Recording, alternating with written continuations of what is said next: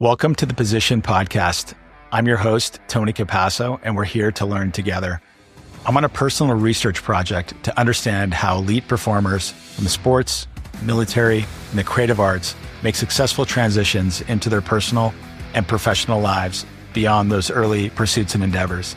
And I have a theory that the environment that someone chose or that chose them, and the position or role that someone played in that environment that they chose or that chose them, can provide the keys to understanding their best path forward.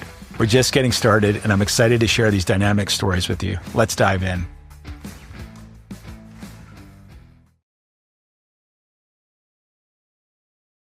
Well, hey, Justin, I'm super excited that you made it back to Austin, and we finally made it happen to get in the podcast studio together. Yeah, we've been wanting to do it for a long time. Yeah.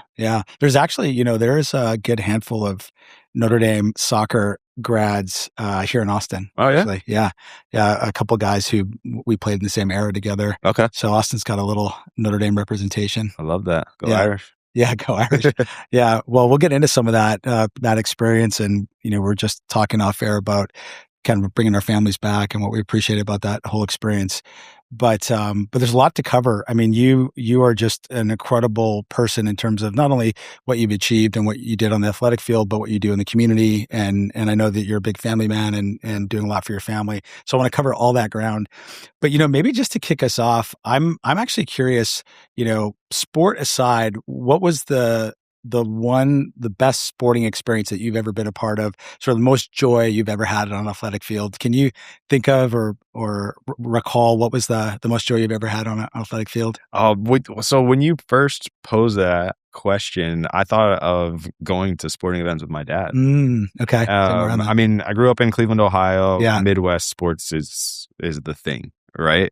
Ohio football state. So we have the Buckeyes, Cleveland Browns. I'm from Cleveland, so Browns fan. I ride or die with the Browns. I'm loyal with them, and so we were always like in and around sport. And my dad was a collegiate wrestler, and my mother was a field hockey player, and so they were both in the same college together. That's how they met. Ohio University, Bobcats alums, and so the sport was like never a choice for me. It was like, this is gonna happen. But I just had incredible bonding moments with my dad. Taking me to high school football matches, Friday night lights, Saturday night lights type of thing, wrestling meets.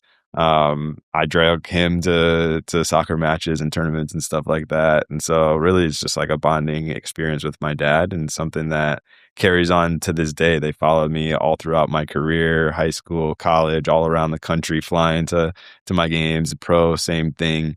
And now whenever I'm back around them, we're still going to watch sports, whether at home or going to events and stuff. And it's just a gateway to a really good relationship with my parents. So when I think of sports, I think of that. That's amazing. That's amazing. And I actually didn't realize that both of your parents had that athletic background, DNA in them. But so then that's a lot of, obviously you got exposed to a lot of sports at an early age, you, not only as a spectator, but also in playing them. So what sport really resonated with you the most? Like of all the sports, and feel free to say soccer if that's it at the end of the day, but what was the sport that you felt most attracted to of all the ones you got exposed to? Well, soccer was like it clicked right away, having the ball at my feet, the joy that you spoke about, that you receive. Like I remember young age, always having the ball around my foot. Whether it was around the house, my parents didn't like that so much, breaking stuff around the house, you know how it is. Now, did your parents put the ball in front of you, or did you just gravitate to it? I just gravitated towards it. I think they initially put me in because I just had too much energy, and they're like, all right, you need to get out of the house, put me in a little rec league or something like that. And the minute that I was out on that field, it was just like, I played a lot of sports though. And like I said, growing up in Ohio, being a football state, I would have played football had I been any bigger, but I stopped growing. I ended up being the perfect size for a soccer player frame, Yeah. Man, if I had a couple more inches on me, maybe I'd have been a DB, something like that, but it wasn't meant to be. I played a lot of basketball growing up too, ran track, and it's something I always think is important. Talk about elite athletes, professional athletes. For me, a lot of my physical consciousness and perception, depth perception came from playing all these different sports, coordination, and I think it's important for athletes growing up to play a lot of sports. I don't like this route that we're going down where kids are just zoned into one sport at a really early age. You hear guys like LeBron talk about how bad it is, and I couldn't agree more. So I had a really great childhood playing a lot of different sports in the neighborhood and organized sports as well. Yeah. Was there like a specific moment where like a decision point or an inflection point where you had to choose and you started to see the writing on the wall, or was it a little more organic than that? Like, do you remember? Well, I played basketball in middle school, like organized basketball. Obviously, soccer was playing club soccer, was the most advanced at that already at that age. I wanted to play football.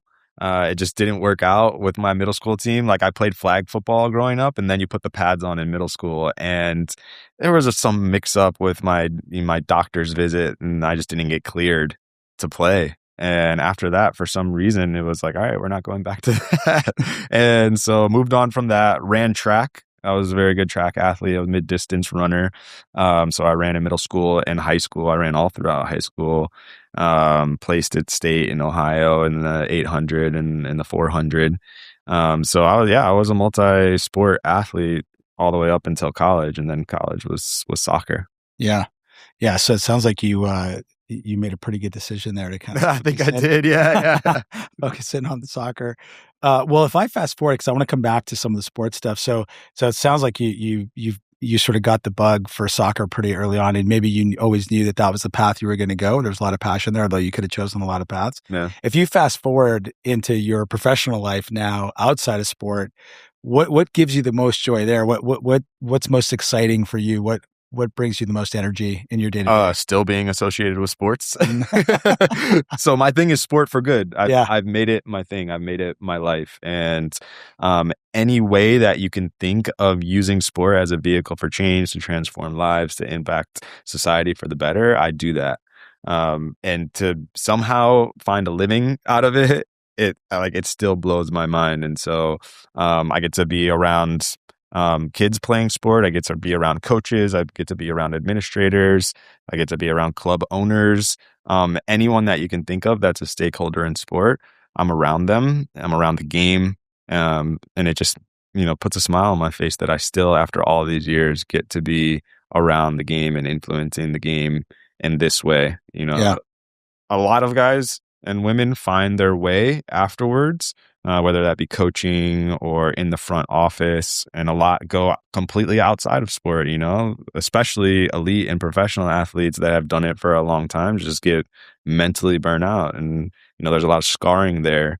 And so they go towards something else. But for me, I had a really positive, fulfilling experience. I feel really confident in everything that I did. It makes me, fill up every room with hope and joy and positivity. And a lot of people need that. So I'm happy to bring that. Yeah. And was it making that move to say, I want to make the rest of my life being about using sport for good?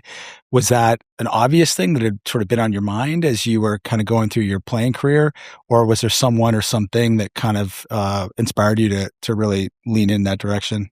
It's always been a part of me. My father was a police officer in the city of Cleveland. My mother was, or still is, in public schools administration and teaching. She's a school psychologist. She's been in the same school for over 30 years. Just incredible woman, her dedication, and between the both of them, they're public service, like leaders, community builders. And for me, that left a lasting imprint on me, and them modeling that leadership made me think, maybe there's something for me like that. But I was always like, okay, sport, I'm going to try for sport first. I'm going to try for sport first. I also went to a high school that was all about giving and service. I faced a lot of racism and discrimination growing up, both in the form of microaggressions and outright racism. But because my family was in such a solid position, I was doing well in school. Obviously, athletics was going well for me. I was able to stay locked in, it didn't faze me as much. It definitely opened my eyes, but it didn't knock me off course. And I was like, all right, so I really want soccer to be my thing, but I want to use it for change. And so I made that decision at a young age. Worked towards it in college. I was in community groups in college, working toward unity, and then did that throughout my professional career. I'm sure we'll get into that in a number of Yeah. different ways. But I was also a guy who never entered professional sports thinking that I would never work again.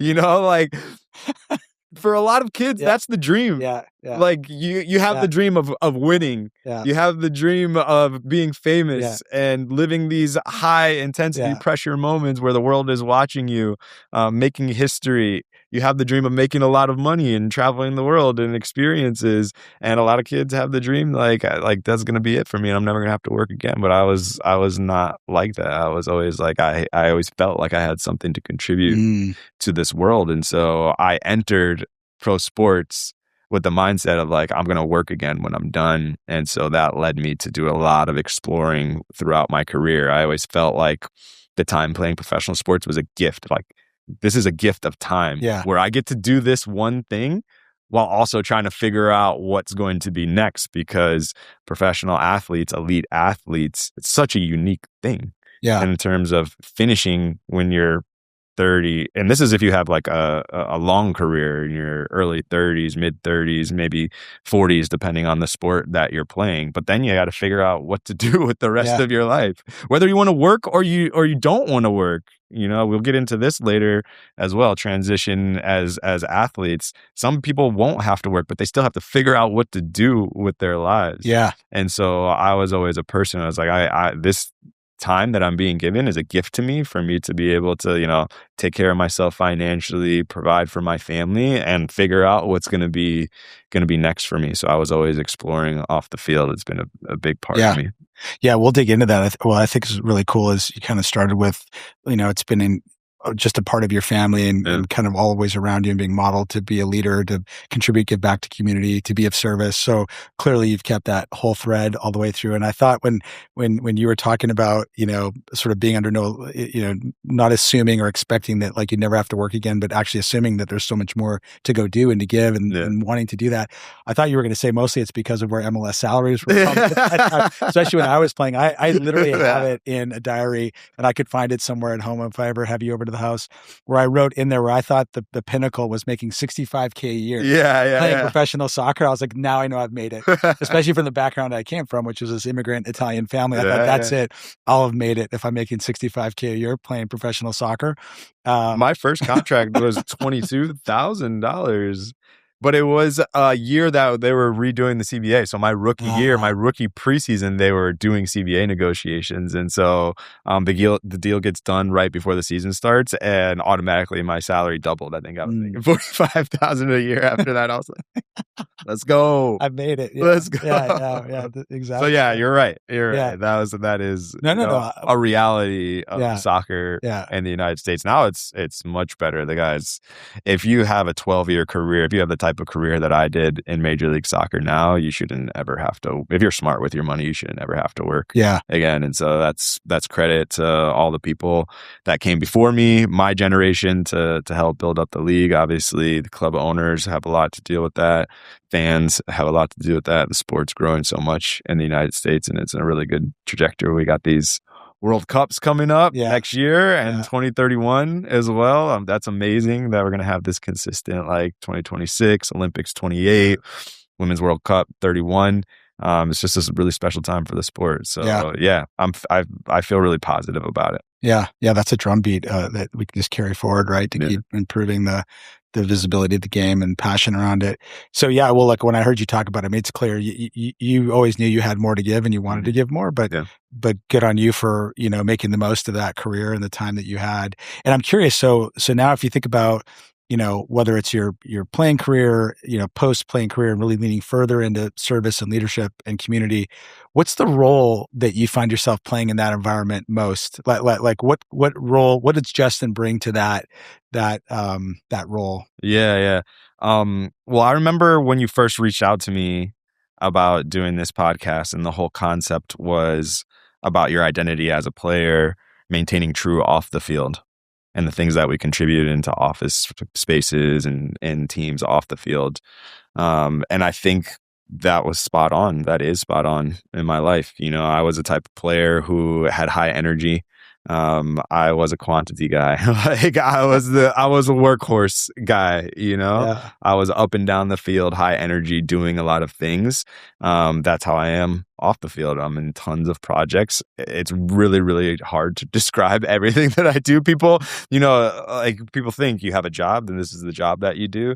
I feel like I have like 10 different jobs, so we can get into that. I said I use sport for good in so many different ways, so we can get into that. But it's really mimics how I was on the field. I was a quantity guy. I was flexible. I did a lot of different roles. I always felt like I was a yes I can guy, and that led to me playing a lot of positions on the field. I had a really unique combination. I was a defender. I could be an attacking defender where I could get into the attack, get goals and assists. I could be a winger on some days where maybe we had a lot of injuries. I could be a winger. I could be a center back on some days Mm. as well, like out and out defensive player. Yeah. And you just don't see that combination often. I feel like Yeah. I'm that Swiss Army knife off the field as well. I like to do a lot of different things, and I don't like to be pegged into one hole. So I think that's true about me. And then I am, just speaking of positivity in sports, and especially pro sports, there's a lot of turmoil. Like, it's a very fast moving industry. Mm. It's driven by stars, and around stars, there's drama and things going on all the time. And so if you and a team can have someone who's consistent, who shows up with the same attitude and positivity every day, it's a really calming presence, and it's really valuable in a team setting, especially elite team setting. And I was that guy. I was a consistent guy. On the bad days, I was there with a positive attitude, getting through it, making sure that everyone knew that I was there, and what they could expect out of me was going to be produced on the field. And so that's how I am Yeah. off the field as well. I'm consistent. I follow through on things. And I just really liked that analogy that you made when you first reached out to me about the qualities of players on the field being true off the Yeah. field as well. Yeah. I think that, again, part of why I started these conversations in this podcast environment was a lot of people had reached out to me, actually even former Notre Dame grads. I'll get hit up on LinkedIn once a month with somebody reaching out going, hey, I see the career you've had post being an athlete, and I want to learn more about that. I want to have a conversation about it. And then finally I realized that I don't have all the answers to this. So I was like, let me sit down with some people who've done this in different ways, and there'll be new answers that emerge on what works and what to think about.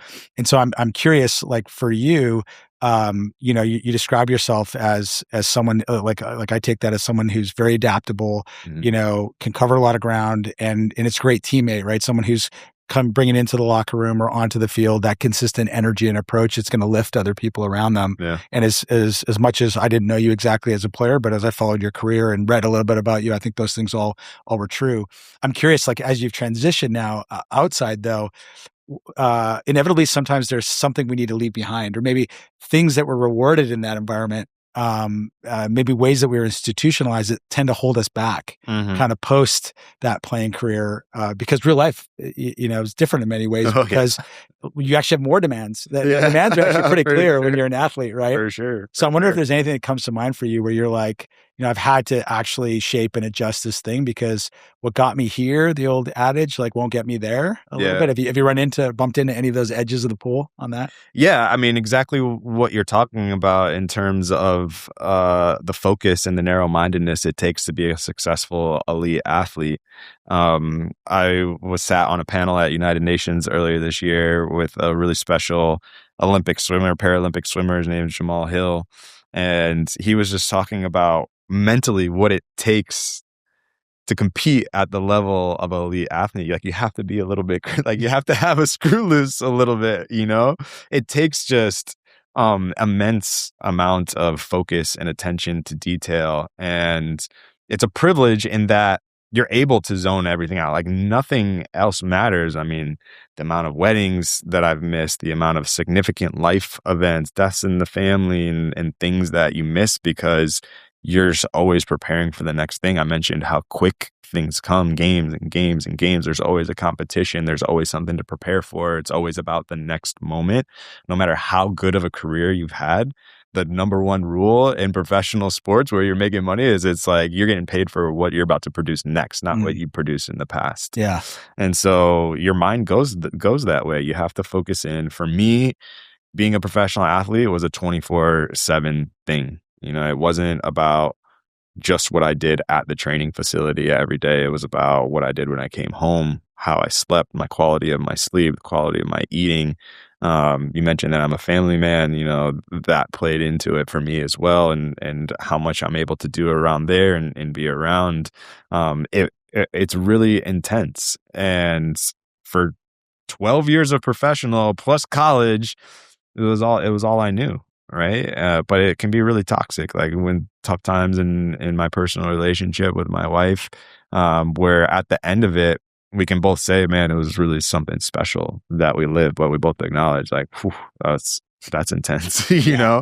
Yeah. And so when you think about careers, that's been something that I've really been intentional about leaving behind. Like I don't need to search for another career, Mhm. like a high level title or that people would go for over the course of a 15, 20-year span, because I've lived that intensity so long. So the things that I'm doing are amazing and they're fun, but I wouldn't necessarily call it a career. I'm not careering, Yeah, yeah, yeah, and I run into that a lot. yeah, Because I am, down in the pecking yeah, order again. You have to naturally start yeah, over. And because I did a lot of work while I was a player, I didn't start all the way down at the bottom, so I'm already in a good space where I have some name equity in what I do in sport for good. And I'm around a lot, involved in a lot of different things. But I inevitably run into people who are careering, and I'm like, yeah. okay, you got, you know, it's intense. It's Yeah, intense. And so, yeah, I've tried to leave yeah. that behind. Yeah. Yeah, for sure. I think what you got a chance to experience is when you're careering, you're gonna make a lot of sacrifices, which you inevitably did Yeah. in making a career out of soccer. And if you just keep playing that game that way, you never get a chance to let other things enter your life, Mhm. right? Because of that single-mindedness so if you're not careering, what are you doing? Having fun and somehow making money. Yeah, yeah, I yeah, really like it. It yeah, really does feel like that. I mean, I'm making an impact, making a difference in the world. I'm working in sports and somehow yeah, still making a living off of yeah, it. And it's just blows my mind. I feel so grateful to be yeah. able to do it. Well, it's interesting. You made me think of this because you just said that you feel so lucky. So of course, that's gratitude coming through, and there's a lot of that in there ultimately for everyone who's successful anyway. But it makes me think of. Have you heard of there's this analogy that there are four types of luck in life. Have you heard of the four types of luck? Let's So, hear it. well, the first type of luck is sort of hustle luck, right? Okay. So it's just you running around, shaking the bushes, turning up the ground, and inevitably things are going to happen. And maybe at times in your career, you were relying on hustle luck, right? You had to Yeah. find a way to just, you were on some great teams and, playing with some great players Yeah. Yeah. and maybe you had to bring that energy, right? But there's a version of that. There's dumb luck where you can just walk into a situation or walk into something. Maybe you're born into a family that has a set of things and, Yeah. maybe there's a name on the back of the jersey that gets you, a little further along. And then there's preparation luck. So Mhm. preparation luck is really about, right, you're putting the time in, Mhm. really preparing. So you're going to see patterns or see opportunities that other people don't see Mhm. because you're just more prepared, Yeah. or you might be able to take advantage of an opportunity because you're more prepared, on an athletic field. Someone gets injured and you're ready to go and you are paying attention, to where you're supposed to be on a set piece rather than, not Yeah. or whatever. Losing your. And then the fourth type of luck is unique luck. So this is the kind of luck that comes from being so exceptional at what you do and so unique in the way that you do it that opportunity finds you. Yeah. I've thought a lot about this because I try not to do a bunch of careering. Inevitably, I have. I didn't have the same athletic career that you had, and had things that I wanted to do, things I wanted to accomplish. But along the way, I've thought about really where's that investment in learning, where's that investment in growing, where's that investment in just becoming more capable as a person, so that you can create unique luck. So opportunity finds you. So now you're known as someone who's lives with this passion and authentic approach to using sport for good. Yeah. People get to know you as the person who brings a level of energy, positivity, and effort and execution around it that's highly valuable, which in those environments not everyone does, because maybe they just want to be there to be a part of it. And therefore the next thing, I'm sure you're getting the phone calls and Yeah. someone's going, what about Justin? Is he available to do this? Or he had this idea to start this thing. You want to start it with us? Yeah. So when you describe your luck, you've probably created a version of some unique luck here, which, on the other side could be careering, you know what I mean? Because you can be so good in a certain lane as a career. Yeah. But again, I unpack that to say that's a long way of sort of saying that maybe that's something worth thinking about as athletes are making transitions, is like, you got to go make your way in the next thing. How are you going to make it? And maybe it's a combination of all of those four things I described, kind of dumb luck walking into some situations, or maybe it's because, again, you have a name for yourself that you can leverage. Maybe there's some hustle luck, there's some preparation luck, but maybe at the end of the day, the goal is to actually become uniquely powerful and capable at something beyond sport that where opportunity finds you and you don't have to go out careering to find it. Yeah. I don't know what. I like that. It resonates with me a lot. Yeah. I'll pose one more to you. So maybe we have a fifth form of luck in here, and it speaks to my work inclusion. It's historical luck. What I've been born into is this uniqueness that you're talking about, the stability that I had with my family. I always say in my personal story, I bring my family's history into every room that I am in. So my father, generational African American means that you're a descendant of slavery. You don't know exactly where in Africa your ancestry is. I've gone back with my sister and we've narrowed in on some countries and done some DNA testing and whatnot, but we don't know for sure, right?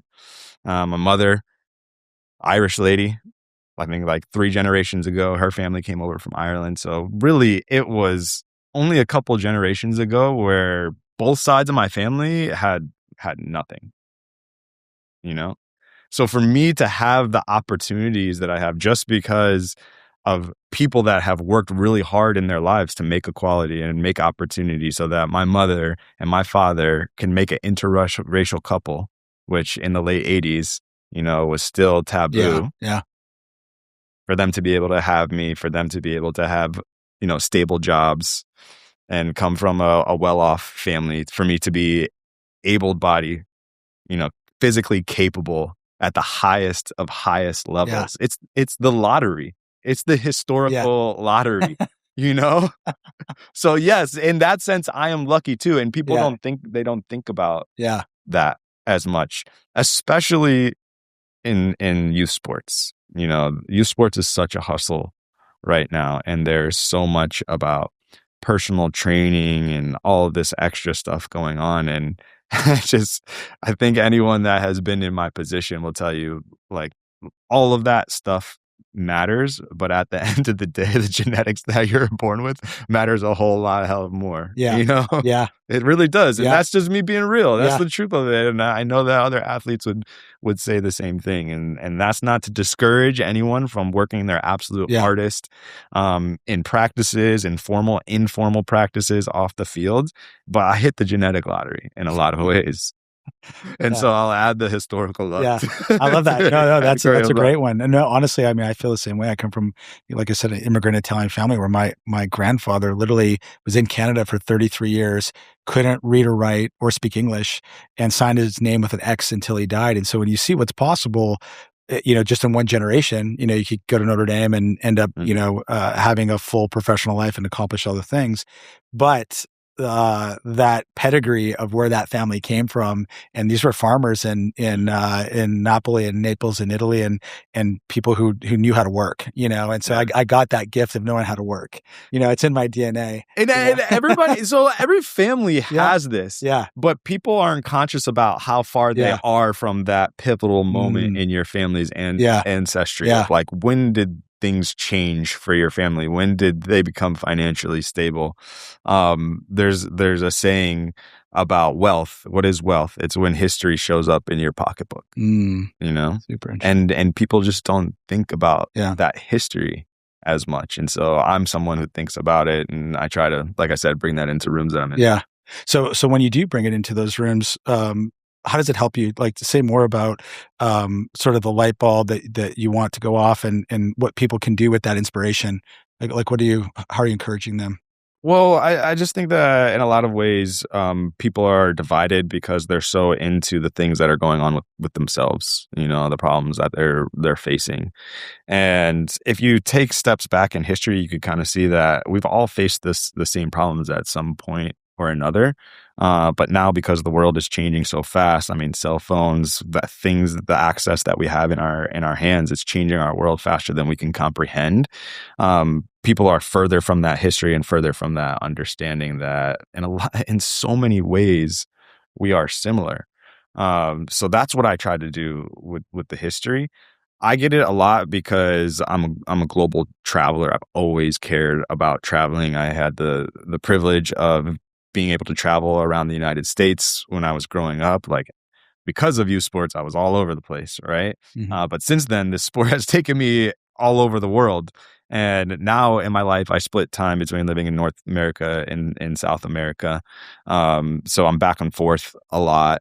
I do work in Europe as well, and starting to explore Africa and Asia and Oceania, Australia, New Zealand, and everything like that. And so I get to see different people in different contexts, and it really just pulls the curtain down on humanity and the problems that everyone is facing. The same human problem is, how do we exist? How do we exist in these world? How do we carve out something for ourselves? And everyone has problems and everyone has challenges. And I think in our world, we have people that we idolize and we think that their world is perfect, but even those people are facing challenges too, you know? Yeah, So the more that we can understand that we are one human people, that even though our challenges might be a little bit specific in details, that in general, we're all trying to find, joy and happiness, fulfillment in what we do, being able to provide for our families, health, happiness, and love.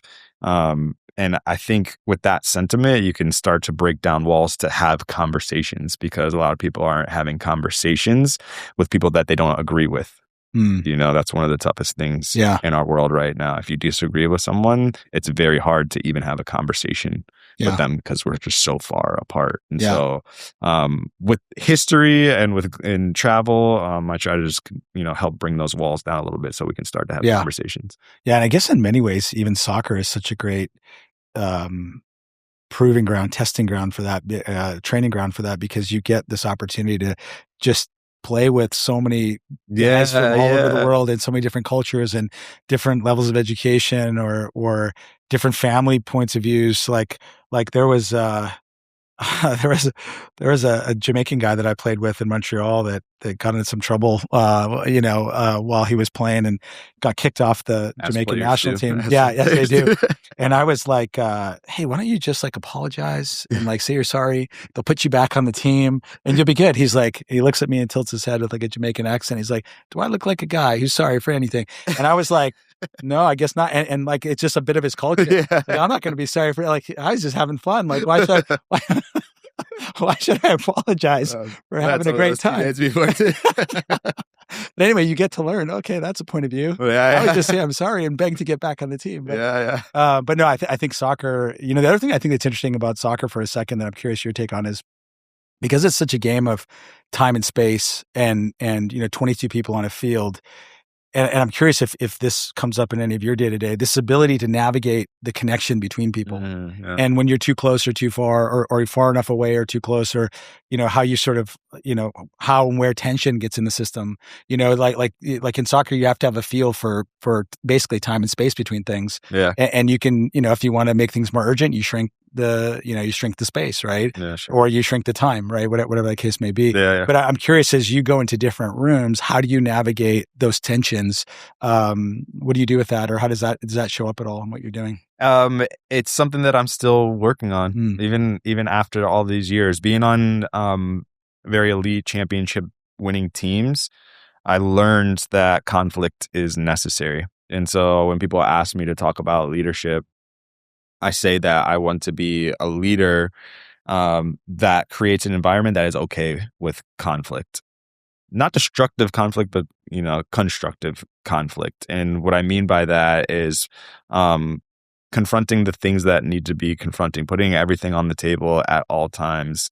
Because sport, like you said, is urgent like that. Like if you make a mistake in your positioning and you don't fix it right away, then the other team is going to notice and exploit that. And so they might not score on the first time that you do it, but if you keep doing it, they're gonna notice it and they're gonna score, right? And so I just had the experience, like so many athletes do, of like, okay, we have to correct that. How does that get corrected? There has to be communication, and you have to say it like you're not doing it right. Yeah, You got to do it right. You got to do it right. But off the field, it doesn't happen like that with urgency. People let things go for a long time before they confront something that's not happening right, because people want to, they synonymize being professional as being polite.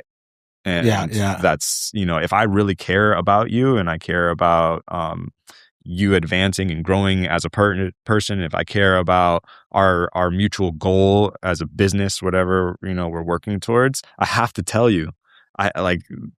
That was a big eye opener coming off the field, is that people are really conflict avoidant. And, if I was doing something wrong, they wouldn't tell me. Yeah. And then I would find out some other way. I'd be like, how did no one tell me that I was doing this wrong? I've been doing it wrong for 6 weeks. You can't tell me?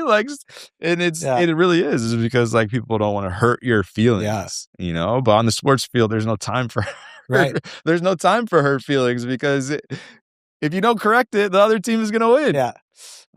So, I am naturally conflict avoidant, but because I have been in those teams where there was conflict, I really value it. I'm like, damn, it really does matter. It really does make a difference how quickly you're on top of things, not letting things slide, not letting things go underneath the rug too long, because what can seem like a small deviation at first can turn into a very large deviation, even between weeks if you're letting it go. So I'm still working on breeding those spaces, because I'm not naturally like that. I've been envious of the leaders that I've been around who are like that.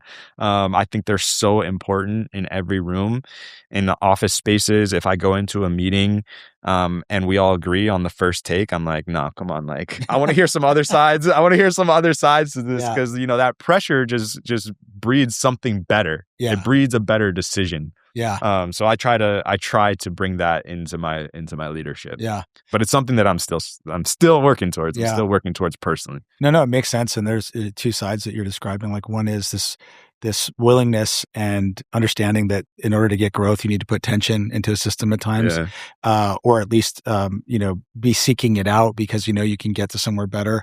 And then there's sort of dealing with problems or issues or those gaps early. And it makes me think of there's a management book that I give to a lot of the leaders that have worked for me. And I don't know if you remember, if your parents ever read to you the book. It's There Is No Dragon. No. And the character is Billy Buxby. Okay. Well, here's the quick take on it. That is maybe a good visual to remember why this is so important. But, Billy's like, 5, 6 years old, and mommy, there's a dragon. I mean, we've been there, right? Like, daddy, there's a dragon in my room. Oh, yeah. You're like, no, Billy, it's okay. There's no dragon. And there's a little dragon sitting on his bed, and he's like, no, daddy. Like, when does your daughter or my daughter said, hey, daddy, I think there's someone in the closet. No, there's no one in the closet, right? So it's a little dragon. Then he wakes up in the morning, goes downstairs, and he has his Cheerios or whatever. And mommy, there's a dragon in the kitchen. No, Billy, there's no dragon. Now the dragon's a little bigger, and it's taking up a little more space. Then he's in the living room watching TV. Mommy, no.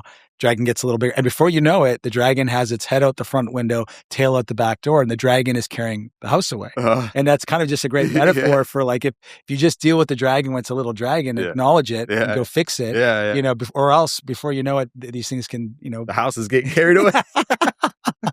It's a way of thinking. And it can happen in a relationship. You talk about not addressing or talking about things. It can happen with coworkers. It can happen anywhere. But that's just a visual for what you're describing. So what else is on your list of like, because you're obviously a thoughtful guy who's always learning and trying to get better. Like, what else did you realize kind of post your playing career was this skill set or toolkit you need to put in the tool belt to kind of continue to grow and accomplish what you're trying to accomplish? I think that balance, people talk about work-life balance and is it a myth? Like, can you ever really achieve it? In professional sports, you don't really get the chance to have that. So now, I have tough weeks where they're packed, or when I'm on the road and when I'm traveling, and I have light weeks. And so I'm really enjoying that aspect right now. And I think of that as the balance, not of just like having the same work schedule Yeah. every time and being able to, but like I'm able to manage my schedule, and I'm able to be there for important moments in my family's life. And so that's something that I constantly work towards. Um, what else? There's nothing really coming to mind right now, but I'm sure something will as we Yeah. continue talking. Yeah. No, I think, it sounds like being intentional with your schedule. And Yeah. maybe in some ways it's not that different than if you really break down, like ideally as a professional athlete, you're working in some kind of microcycles, you have an off season. That's maybe one of the challenges in professional life is there's no like obvious off season, right? Yeah, You yeah. know what I mean? The whole season just kind of blends into this like round the clock, 12-month. Yeah, yeah, And yeah. that is one of the benefits. So I guess the point is maybe building in some microcycles, some rest days, Yeah, some yeah. off season, Yeah, yeah, yeah. maybe there's a all-star break. And maybe in this case, you were on the all-star game, or maybe you're Yeah, not, yeah. you get a few days away. But I think that analogy is I give good. you another one. Yeah. Humor. Oh, okay. Humor, yeah. I'm trying to become a little bit more humorous. Say more on that. I'm a very serious Yeah. guy. Really? No. You know?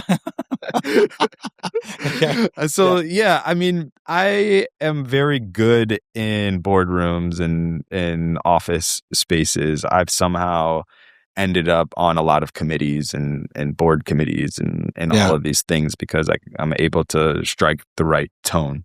But like I said, there's lots of facets of being able to use sport as a vehicle for change. And so being around kids, like you have to take a different tone. And I Yeah. just haven't, this is my 4th year done playing. I've worked in the front office.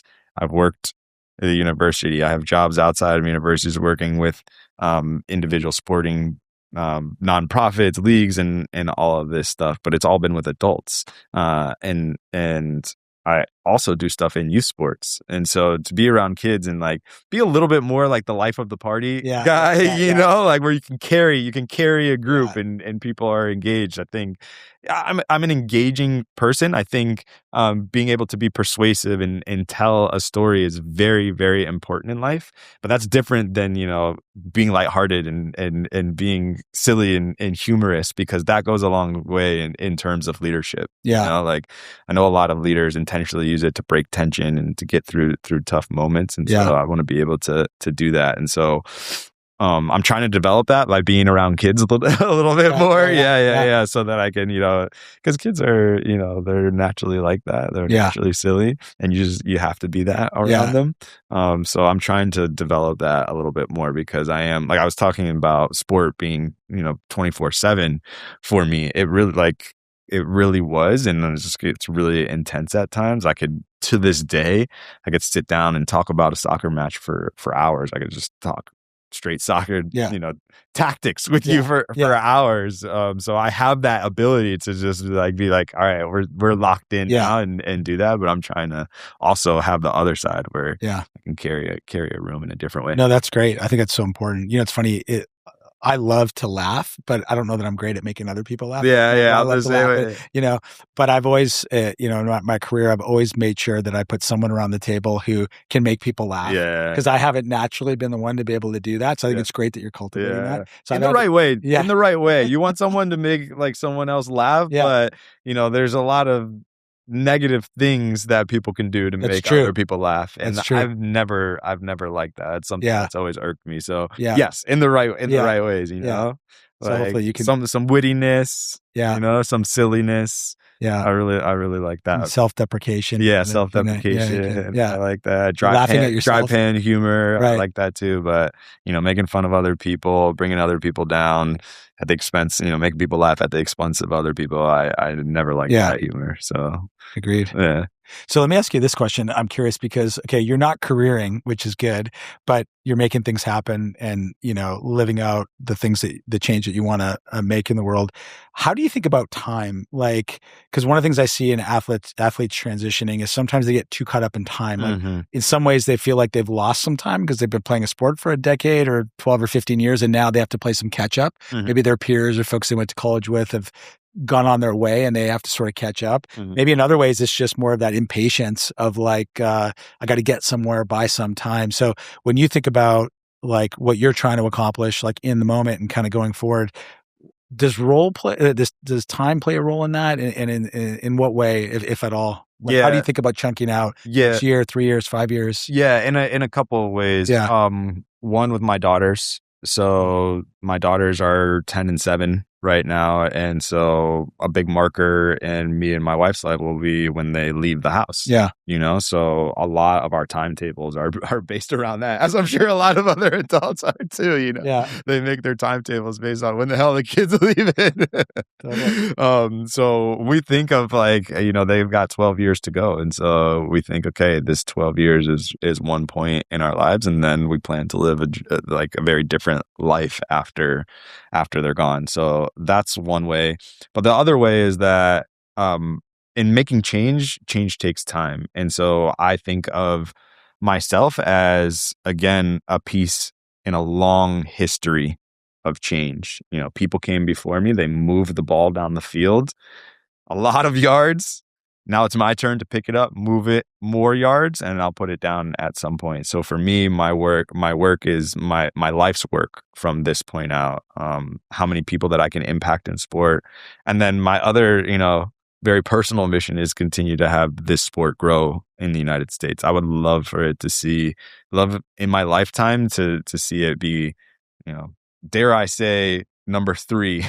I don't know if we're beating out American football and basketball in my lifetime, but man, if we could even get up to number 3, I would just love to see this sport really be ingrained in the culture of our country. And so that's like a personal Yeah. mission of mine as well, as much as impacting people in sport is really to grow this love for this sport in the United States.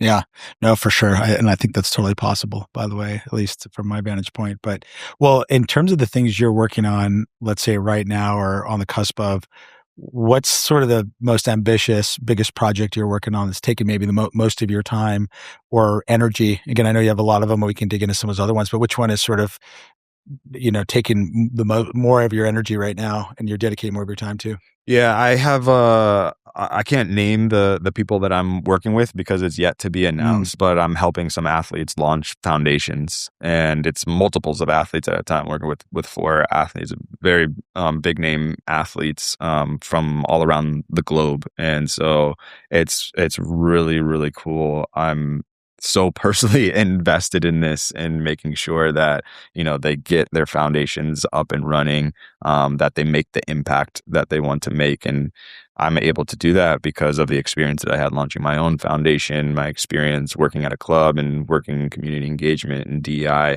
in a club, and knowing how that works on a week to week, year to year basis. And so, I have a team surrounding me, helping me do this, but working with athletes all around the globe. And it's special to be in different geographical contexts, different cultural contexts, but still with the same goal. We want to use sport to impact people's lives positively. So I'm spending a lot of hours on that right now. World Cup stuff is taking up a lot of my time as well.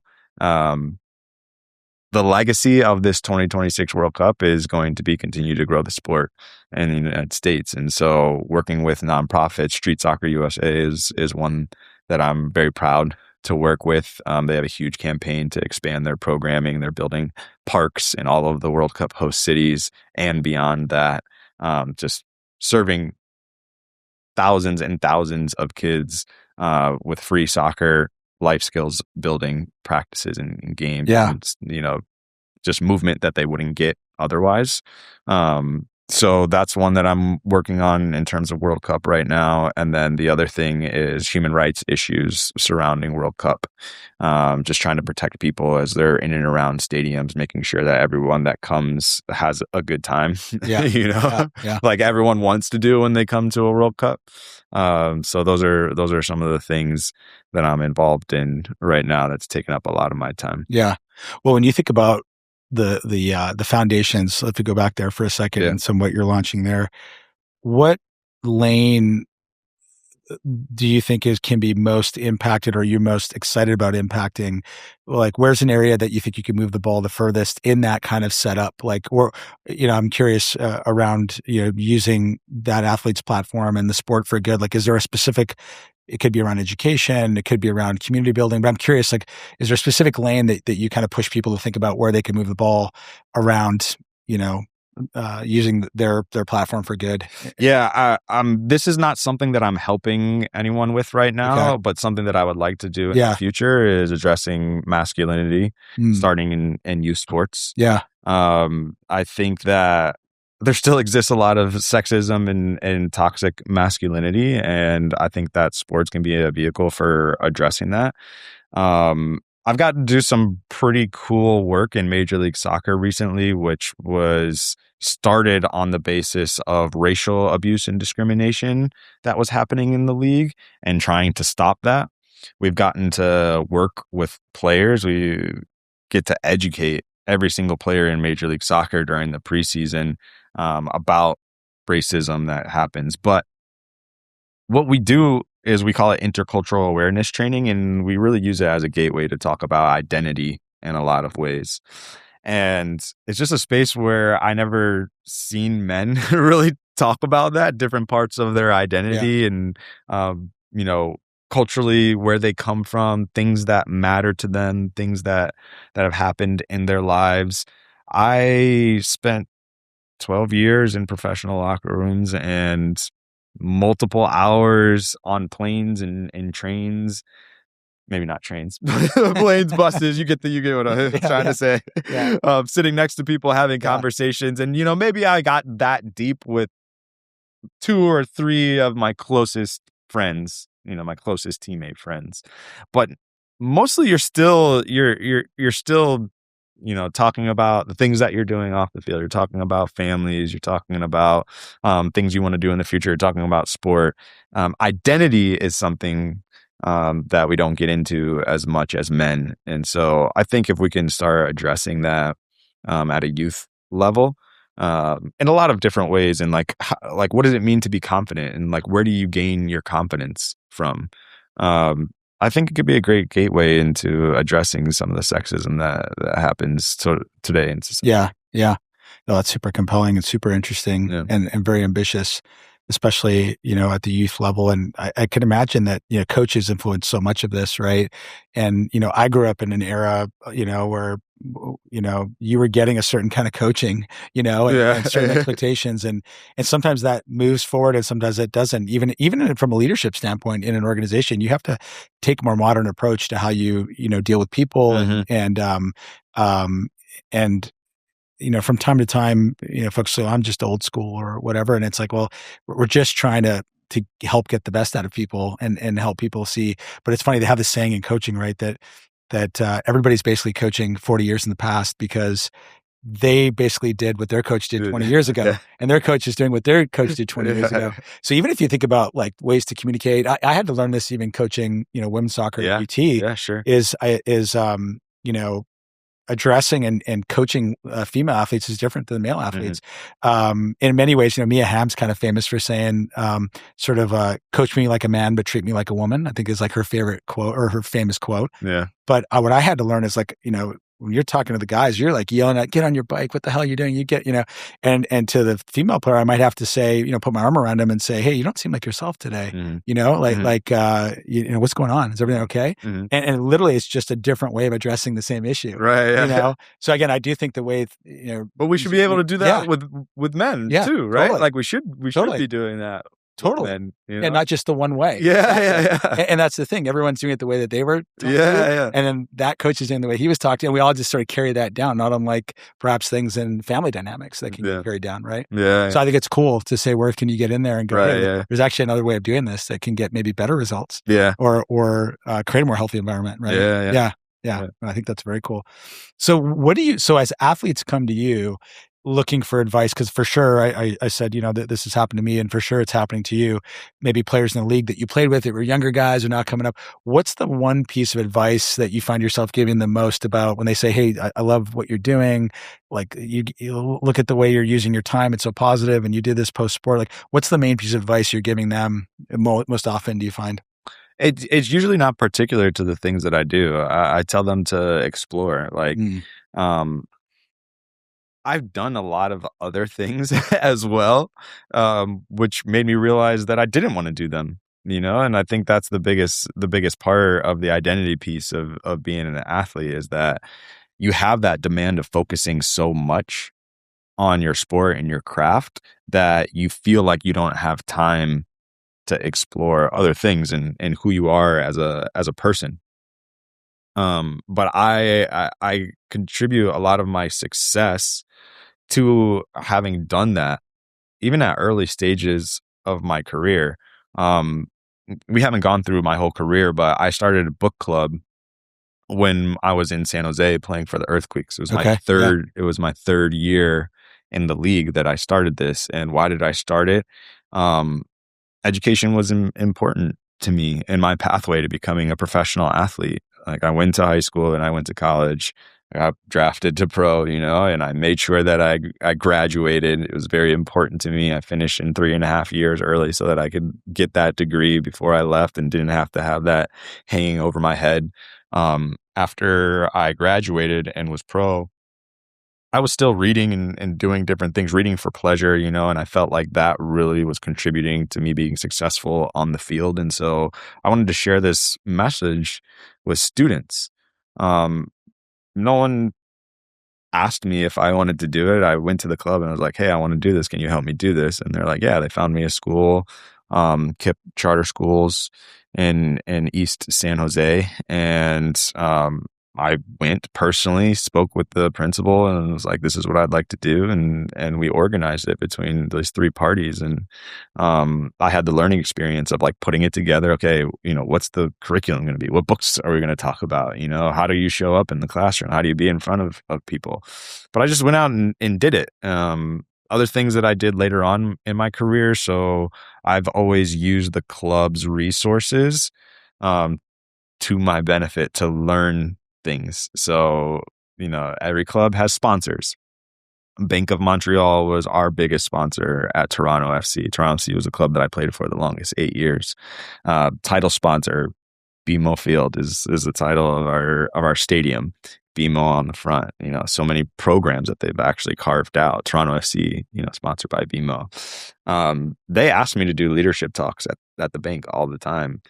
Sometimes I got paid for them. Sometimes I didn't, but I always went in and I said, "Yeah, I'll do it." And I'd give the talk and then I'd stick around 30 minutes, just talk to people. Like, "Hey, what's Yeah. going Yeah. on? Like, Yeah. what are you doing? Like, what's your day like? What's your job?"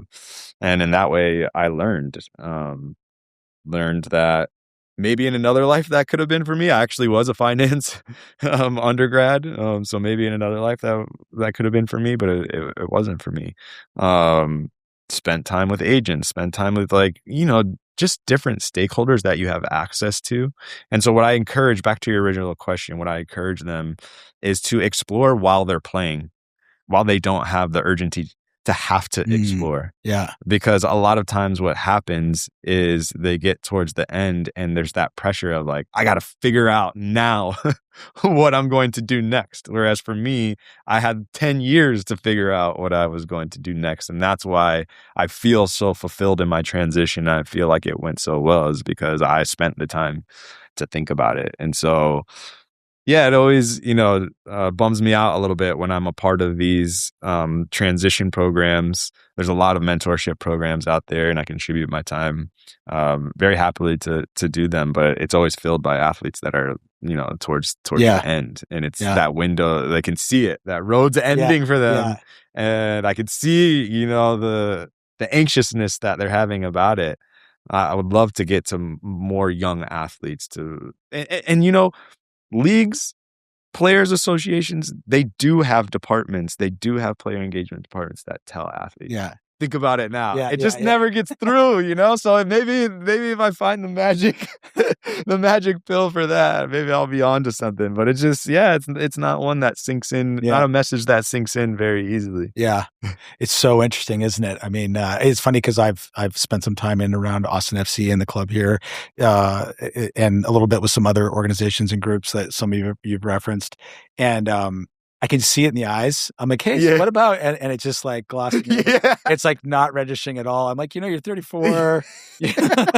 Like I can take you around, maybe meet some of my friends, Yeah. maybe do some, and it's just like, I can see it. It's like nowhere on the radar. And I'm like, uh-oh. Yeah. And so, yeah, the ability to break through. But I think what you're getting at though is super interesting, which is, sometimes in that transition, you feel like you have to like reload, reset, retrench, like almost go backwards to go forwards. And it's like, just start doing things, Just like start experiencing, Yeah. getting curious, Yes. putting yourself in new and different situations. Yeah. And actually, the one thing I find encouraging a lot of folks in transition do is just get out of your own head, get out of your own body. And so you're going to service, right? Like that's where you naturally went with your extra time and energy, right? Yeah. So how can I help schools? But that's a way of getting out of yourself. Yeah. And through that, you find energy, you see what resonates, you meet people. Yeah. And it's, I was on a walk with a friend actually who's not an athlete, but was dealing with some depression stuff. I was on a walk with him recently and he was saying, man, I'm so glad we're on this walk because I just haven't physically moved my body in a while. And one of the best antidotes to depression is actually movement and action, right? Sure. And I think it's one of the, it wouldn't take much to get a bit depressed on trying to make a switch out of a professional career into something else, whether, officially or not. But the best way to get out of that headspace is to just get into service, right? Get into helping do things for people, experiencing things with people. And one of the things I found recently too, that maybe this goes back to a little bit of what you were saying. So I read a book, do you know who David Brooks is? He's a New York Times columnist, but the title of his book, he's written several, The Road to Character, a few other ones that are pretty good books, but it's How to Know a Person. And the subtitle is sort of like the art of seeing and being seen. And so I go back to what you said at the very beginning of this conversation is like, can you see people? Can you really try to see people? And so many of us are caught trying to be seen. And as an athlete, you spend a lot of time trying to be seen. Right? Because that's what gets you and keeps you on the field. That's what gets and, puts you on the ballot for the All-Star game or whatever. Right. And it's like, you got to flip that to seeing. And I actually learned that, it's funny. I learned that I played for Bob Gansler in Milwaukee originally. And he just taught me what it's like to be a leader who sees everything. And through seeing, you can kind of cultivate. So it's like what you notice, what you appreciate, what you remark. And anyway, not to go too far down that path, but I think that it's that mindset shift of not going inside, going outside, going to service, going to community, going to what you can give, and going to seeing and not trying to be seen. And maybe that's also a little bit of a formula for breaking down some of the barriers that you talked about, right? I love it. Yeah. I'm going to use that one. Yeah. Well, we'll talk more about it. Well, look, I think this has been an amazing conversation. We're a little bit up on the studio time, but I'm so glad we made this happen. I'm so just impressed and grateful for the work that you're doing in the community and using sport for good. I think it's incredible. And I hope that anyone obviously listening to this podcast who's got something on their mind and where they need someone to bring the energy, bring the organization and get other people uplifted and organized towards that movement. Hopefully they find you and you may have to say no to a lot of things eventually, but I think you're someone who needs to be in as many of those situations as you can without sacrificing that time with the family. I appreciate that. I appreciate it. Thank you. But thanks for doing this. Keep going. I'm not stopping anytime soon. And love it. Awesome. All right, great. Thanks. Cool. All right. Thank you. Good job. Thanks. Got it, man. I hope you enjoyed this conversation. Please review and follow this podcast on all your favorite platforms. And if you want to continue the conversation one-on-one, feel free to reach out direct. You can find my information in the show notes. And we want to share your story. So if you're passionate about helping others through transitions to find their center and find their best path forward, feel free to reach out and let me know. Until the next time.